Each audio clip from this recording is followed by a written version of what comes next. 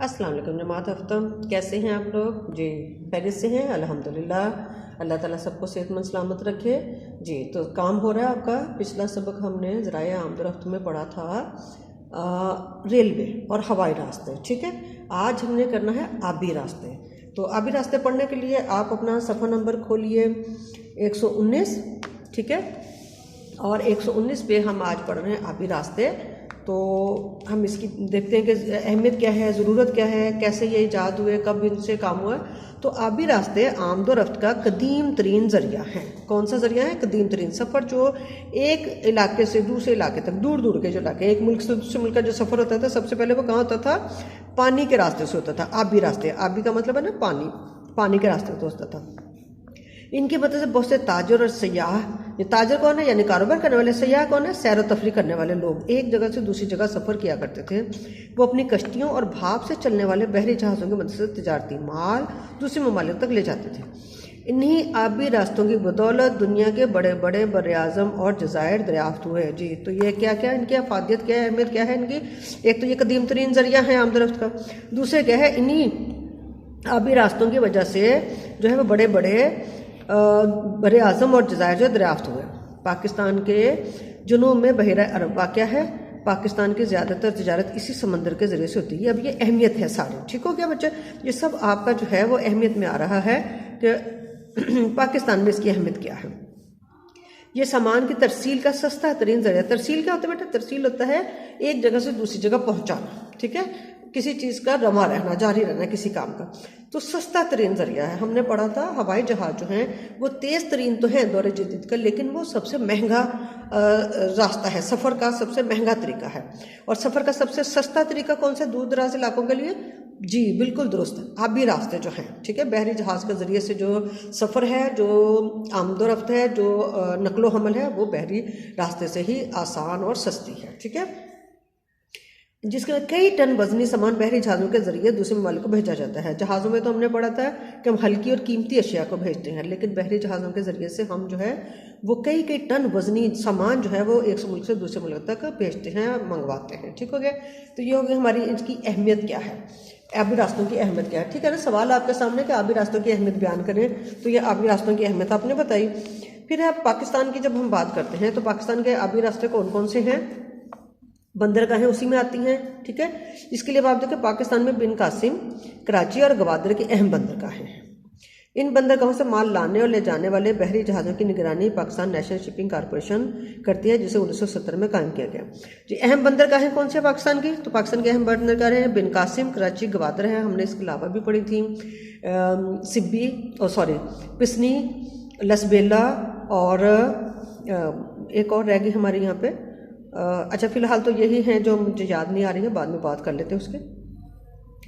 और उसके अलावा जो है अब यहाँ पे इन बंदरगाहों पे काम करने के लिए एक हमने कौमी कंपनी कायम की जिसका नाम है पाकिस्तान नेशनल शिपिंग कॉरपोरेशन, जिसे 1970 में कायम किया गया, ठीक हो गया।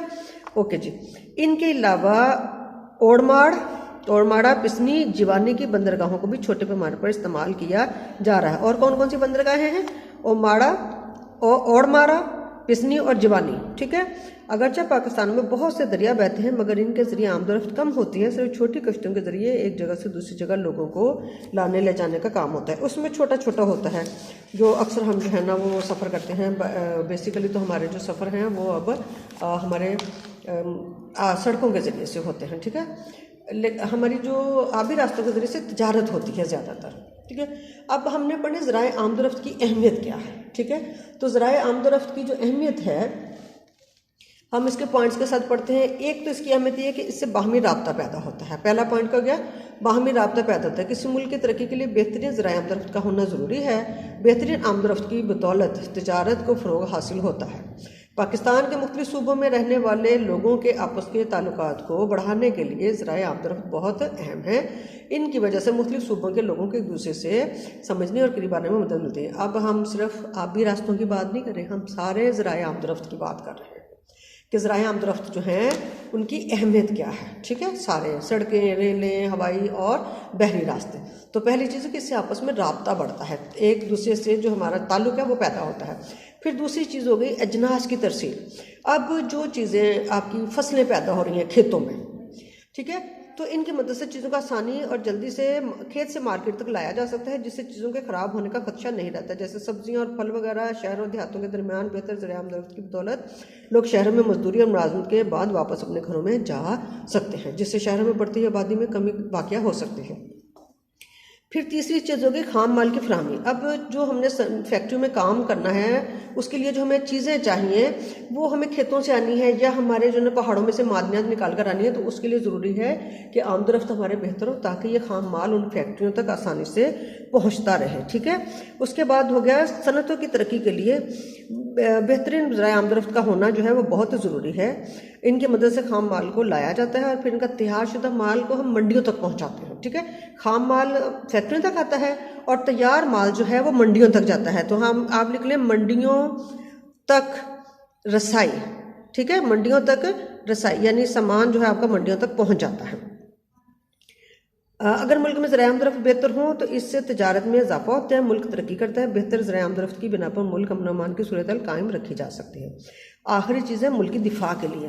اب اگر جی ہمارا دشمن اگر حملے کرتا ہے، ملکی دفاع اسی کو انڈر لائن کیا ہوا ہے آپ نے. ٹھیک ہے.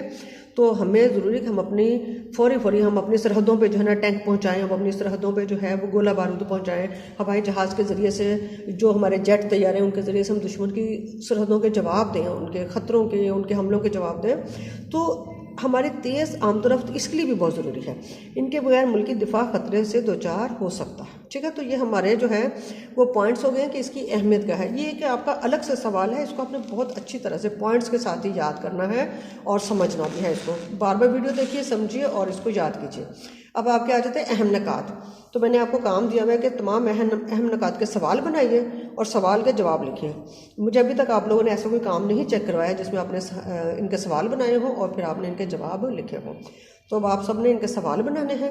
یہ کب بنی، اس کی اہمیت کیا ہے، اس کو کیا کہتے ہیں، اس کی لمبائی کتنی ہے، سستا ذریعہ آمدورفت کون سا ہے، کہ محفوظ آمدورفت ذریعہ کون سا ہے. یہ سب آپ نے جو ہے وہ سوال بنانے ہیں اور ان کے جواب آپ نے اپنی کاپی پہ لکھنے ہیں. اوکے بچوں، امید ہے کہ آپ اچھی محنت کریں گے تاکہ آپ جب چھٹیوں کے بعد ہم اسکول آئیں تو ہم اچھے طریقے سے اپنے کام کو سمجھ سکیں اور ہم امتحان بھی صحیح طریقے سے دے سکیں. اوکے بچوں، اللہ حافظ.